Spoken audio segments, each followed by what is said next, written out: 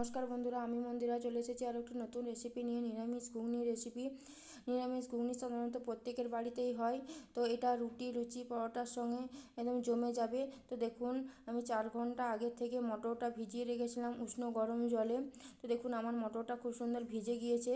এবার আমি আলুগুলোকেও ঠিক ছোটো ছোটো পিস করে কেটে নিয়েছি।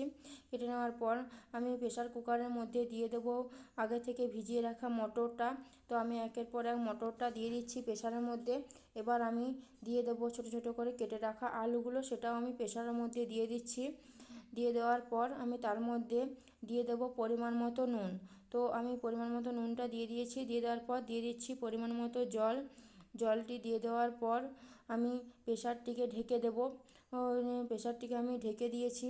ঢেকে দেওয়ার পর সেটিকে আমি গ্যাসের মধ্যে বসিয়ে দিয়েছি। গ্যাসের মধ্যে বসিয়ে দেওয়ার পর ততক্ষণে আমি 4টে সিটি মেরে নেব। ততক্ষণ আমি মশলাটা তৈরি করে নিচ্ছি। তো আমি আগে থেকে আদাকে কুচি করে রেখেছিলাম, সেটা আমি মিক্সার গ্রাইন্ডারে দিয়ে দিয়েছি। দিয়ে দেওয়ার পর দিয়ে দিয়েছি বড় চামচের 1 চামচ জিরে। জিরে দেওয়ার পর দিয়ে দিয়েছি 2টো শুকনো লঙ্কা। আপনারা যে পরিমাণে ঝাল খান সেই অনুযায়ী ঝালটা দিবেন।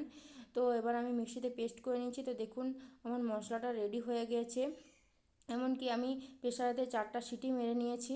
সিটিটা মেরে নেওয়ার পর এবার আমি দেখে নেব মটর আর আলুটা সেদ্ধ হয়েছে নাকি। তো দেখুন আমার মটর আর আলুটা খুব সুন্দর সেদ্ধ হয়ে গিয়েছে। দেখুন আমি আপনাদের দেখিয়ে দিলাম আমার মটর আর আলুটা খুব সুন্দর সেদ্ধ হয়েছে। এবার আমি গ্যাসের মধ্যে বসিয়ে দেবো কড়াই। কড়াইটি বসিয়ে দেওয়ার পর তার মধ্যে দিয়ে দিচ্ছি পরিমাণ মতো তেল। তেল দিয়ে দেওয়ার পর দিয়ে দিচ্ছি একটি তেজপাতা। তেজপাতা দিয়ে দেওয়ার পর দিয়ে দিচ্ছি একটি শুকনো লঙ্কা। শুকনো লঙ্কাটি দিয়ে দেওয়ার পর দিয়ে দিয়েছি পরিমাণ মতো পাঁচফোড়ন। পাঁচফোড়নটা দিয়ে দেওয়ার পর সেটা একটু নেড়ে নিয়েছি। নেড়ে নেওয়ার পর এবার আমি ওই তেলের মধ্যেই দিয়ে দিয়েছি আগে থেকে পেস্ট করে রাখা মশলাটা।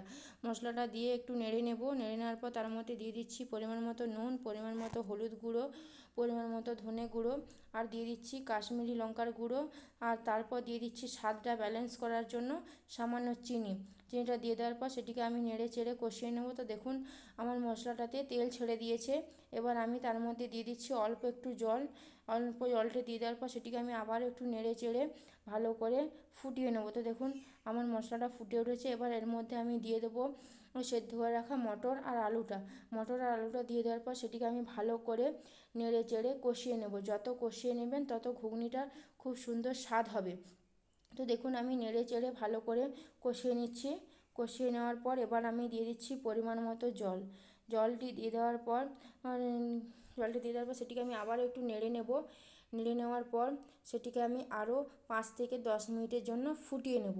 তো দেখুন আমি 5 থেকে 10 মিনিটের জন্য এটাকে ভালো করে ফুটিয়ে নিচ্ছি। ফুটিয়ে নেওয়ার পর সেটিকে আমি আবারও একটু নেড়ে নেব। নেড়ে নেওয়ার পর সেটিকে আমি আবারও একটু ফুটিয়ে নেব 2 মিনিটের জন্য।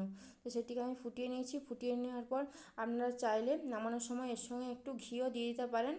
আমার বাড়িতে কেউ ঘি খায় না, ওই জন্য আমি ঘিটা দিইনি। তো দেখুন আমার ঘুগনিটি তৈরি হয়ে গেছে। আমার এই রেসিপিটি যদি আপনাদের ভালো লাগে থাকে লাইক, কমেন্ট, শেয়ার এবং সাবস্ক্রাইব করতে ভুলবেন না। দেখা হচ্ছে নেক্সট ভিডিও।